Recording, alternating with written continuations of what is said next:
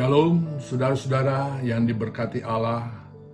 Renungan firman Tuhan pada hari ini terambil dari Imamat 7 sampai dengan 9. Dan topik yang saya berikan buat kita renungkan pada hari ini yaitu fokus kepada kemuliaan Allah. Prinsip yang dapat kita ambil adalah kiranya para pemimpin rohani hendaknya hidup kudus dan selalu mengarahkan dan memimpin umat Allah untuk menyembah dan memuliakan Allah. Prinsip ini diberikan oleh Allah kepada Musa agar ditaati oleh umat Israel untuk menyembah Allah di tabernakel. Dan kita ketahui bahwa pada saat umat Israel keluar dari Mesir menuju ke Kanaan, mereka mengalami berbagai halangan-halangan. Dan disitulah Allah menyatakan dirinya, kuasanya, pertolongannya, agar mereka terlepas dari halangan-halangan tersebut. Di samping itu juga Allah memberikan kepada umat Israel 10 hukum Allah untuk dilakukan. Dan juga beberapa pedoman-pedoman di dalam korban penyembahan. Dan juga di dalam mereka membangun tabernakel. Dan juga di samping itu juga bagaimana harus menyembah Allah. Dan ini saya akan mengajak kita semua membaca di dalam Imamat 9 ayat 22 sampai dengan 24. Harun mengangkat kedua tangannya atas bangsa itu lalu memberkati mereka. Kemudian turunlah ia setelah mempersembahkan korban penghapus dosa, korban bakaran dan korban keselamatan. Masuklah Musa dan Harun ke dalam kemah pertemuan. Setelah keluar, mereka memberkati bangsa itu. Lalu tampaklah kemuliaan Tuhan kepada segenap bangsa itu.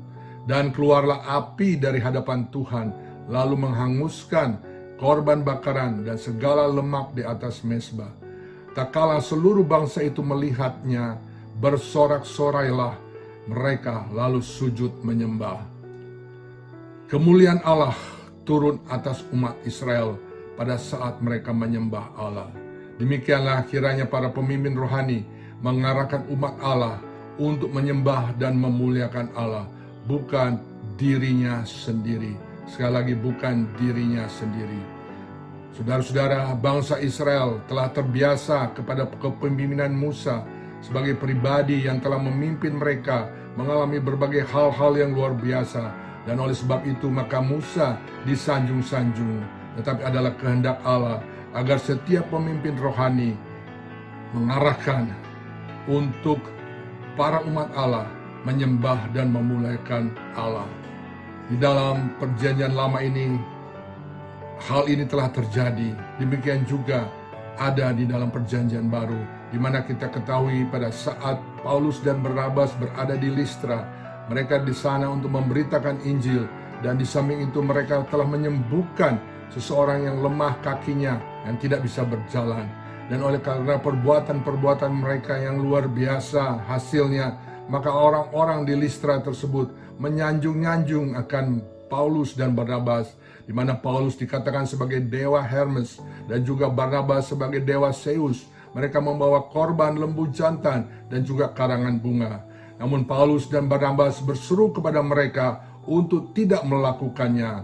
Untuk itu mari kita lihat di dalam Kisah Para Rasul 14 ayat 14 dan 15 dikatakan, mendengar itu Barnabas dan Paulus mengoyakkan pakaian mereka, lalu terjun ke tengah-tengah orang banyak itu sambil berseru, hai kamu sekalian, mengapa kamu berbuat demikian? Kami ini adalah manusia biasa sama seperti kamu. Kami ada di sini untuk memberitakan Injil kepada kamu supaya kamu meninggalkan perbuatan sia-sia ini dan berbalik kepada Allah yang hidup, yang telah menjadikan langit dan bumi, laut, dan segala isinya. Paulus dan Barnabas bersama-sama menghadapi sebagaimana yang dialami juga oleh Musa dan Harun. Karena kehebatan mereka, maka orang-orang mengagungkan dan menjunjung mereka. Saudara-saudara, ini terjadi di perjanjian lama, terjadi di perjanjian baru. Bagaimana pada keadaan saat ini? Kita tahu bahwa era sekarang juga banyak orang-orang yang mau mengagung-agungkan, menyanjung akan kehebatan para pengkhotbah, kehebatan para pendeta, karena mungkin mujizat yang terjadi, karena khotbah mereka yang bagus, dan lain sebagaimana. Orang-orang seperti ini mencari pengkhotbah yang mau diikuti dan didengar. Pada saat pandemi ini, telah dilakukan siaran ibadah secara online pada hari Minggu. Ini sesuatu hal yang bagus. Namun tanpa kita sadari, hal ini menggiring untuk orang-orang untuk memilih-milih pengkhotbah mana yang mereka dengar, ibadah mana yang mereka harus ikuti. Untuk itu saya menghimbau bagi kita semuanya, mari kita kiranya setia mengikuti ibadah gereja di hari Minggu secara online, di mana kita sudah tertanam dan kita ikuti itu sampai selesai. Setelah itu untuk mengikuti yang lain silakan. Harus kita ingat, yaitu siapa yang kita cari, siapa yang kita kejar, siapa yang harus kita ketemukan, dialah Allah, Tuhan Yesus, penyelamat kita, bukan pengkhotbahnya, bukan pendetanya. Karena pengkhotbah dan pendeta itu adalah hamba Tuhan yang mewakili Allah.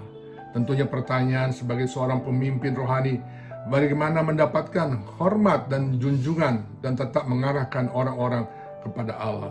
Ada ayat firman Tuhan yang mengatakan di dalam 1 Tesalonika 5 ayat 12 dan 13a dikatakan, kami meminta kepadamu saudara-saudara, supaya kamu menghormati mereka yang bekerja keras di antara kamu, yang memimpin kamu dalam Tuhan dan yang menegur kamu, dan supaya kamu sungguh-sungguh menjunjung mereka dalam kasih karena pekerjaan mereka. Di gereja dan juga di organisasi gereja ada pemimpin-pemimpin yang perlu kita dan umat Allah untuk hormati dan junjung. Untuk itu sebagai himbauan prinsip dalam pelayanan kita sebagai seorang pemimpin, mari kita melayani dalam kekuatan Allah. Yaitu hendaknya kita menggunakan segenap kemampuan, segenap talenta dan karunia roh yang diberikan Tuhan. Tapi kita juga harus selalu mengandalkan pada kekuatan ilahi Allah. Saudara-saudara terkasih dalam Tuhan Yesus Kristus, mari kita bersama-sama menjaga kekudusan diri kita agar pelayanan dan hasil pelayanan kita sungguh berdampak positif bagi menjadikan setiap bangsa murid Kristus. Mari kita juga menggunakan segenap talenta, karunia roh untuk melayani Tuhan, untuk memperluas kerajaan Allah di bumi, memperluas kerajaan Allah di komunitas di mana kita melayani, dan tentunya mengarahkan orang-orang untuk fokus pada Tuhan Yesus, fokus kepada menyembah dan memuliakan Allah. Kiranya kemuliaan Allah memenuhi kita semua. Amin. Tuhan Yesus memberkati kita.